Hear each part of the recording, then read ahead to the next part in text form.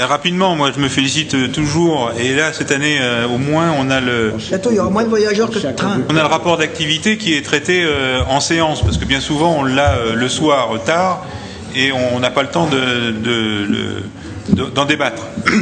Alors c'est toujours difficile de débattre d'un document qui est sur table, donc je m'en garderai bien, mais ça nous empêche que c'est des éléments d'analyse. Il était envoyé, il était sur la clé. Oui, mais autant pour moi, la clé, je l'ai égaré la clé pendant un petit moment. Ah bon. Non, mais je fais pas le mea culpa du document qui n'a pas été envoyé. Même avec d'autres documents, les copains du groupe m'ont dit... Dis-nous tout. Bon, ça arrive, hein, une clé, c'est une clé. Ceci étant, le rapport, il est ce qu'il est. Je profite que le débat rebondit à nouveau sur ces fameuses lignes du Morvan. Problème que je connais bien pour avoir conduit multe trains sur ces lignes. Moi, je suis pas dans le passéisme. À chaque fois que j'ai défendu les lignes, que ce soit dans le Morvan ou ailleurs d'ailleurs, je les ai toujours mis dans une perspective, de progrès. Et moi, je demande non pas à ce qu'on s'arrête partout, mais qu'on ait un réel... Non, mais je peux avoir une opinion différente. Moi, c'est pas qu'on s'arrête partout. C'est qu'on aille plus vite. Tous les 30 km. Mais on peut s'arrêter tous les 30 km, mais on peut aussi travailler à ce que des personnes puissent prendre le train ou un moyen de transport, toi, je suis même plus large que ça, qui permettent de rabattre, puisque c'est le terme qui est employé dans la maison, des usagers sur les lignes principales, alors que ce soit à un endroit ou à un autre.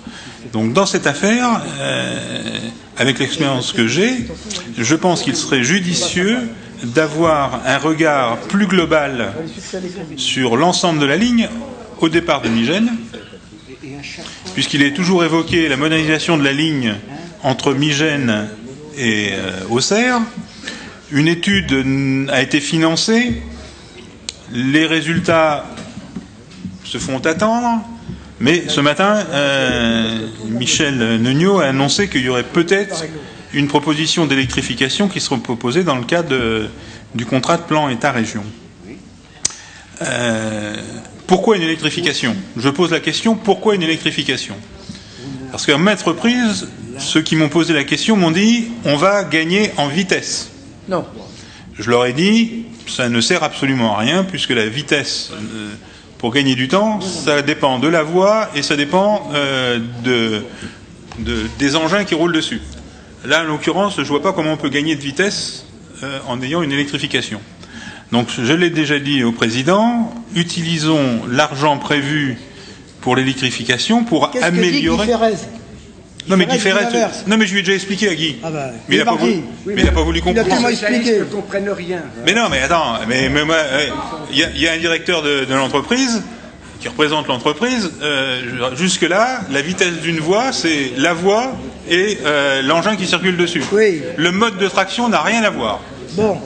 Donc, je propose, dans le cadre des discussions qu'il y a, et on voit bien que ça va mal sur le Morvan, qu'il y ait une réflexion globale entre les investissements prévus dans le cadre d'un contrat de plan sur une électrification et une réelle modernisation des points qui coincent sur le Morvan, à savoir des ponts, à savoir la double voie entre La Roche et Auxerre, certaines rentrées de gare qui permettraient rapidement, avec l'investissement correspondant, mais qui doit correspondre grosso modo, j'ai pas les chiffres, hein, mais entre l'électrification et le doublement de la voie et de la modernisation, on peut trouver un juste milieu, qui permettrait, là pour le coup, une diminution, du temps de parcours des trains, que je qualifierais de direct, qui pourraient très bien faire Avalon, Cravant, Auxerre, La Roche et aussi.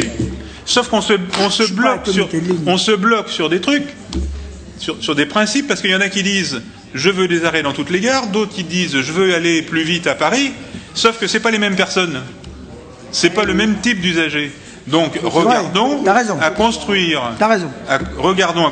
un plan de transport, et je pense que l'entreprise, je défends mon entreprise, mais quelle entreprise est capable de proposer quelque chose d'intéressant qui correspond à la fois aux besoins de la région en termes de transport et de mobilité, et qui correspond à ce que les usagers, que ce soit des usagers qui veulent monter à Paris le plus rapidement possible au départ d'Avalon de Clamecy, voire pourquoi pas reprendre sur Autun et Corbigny, et des usagers qui veulent, comme la dame le disait ce matin, faire en gros du gare à gare pour aller à la gare d'après parce qu'elle n'a pas le permis. Donc je pense que ça serait un peu apaisant de travailler à quelque chose qui pourrait être du global et non pas simplement du saupoudrage. J'en finis, parce que le dossier je le connais bien, sur l'électrification.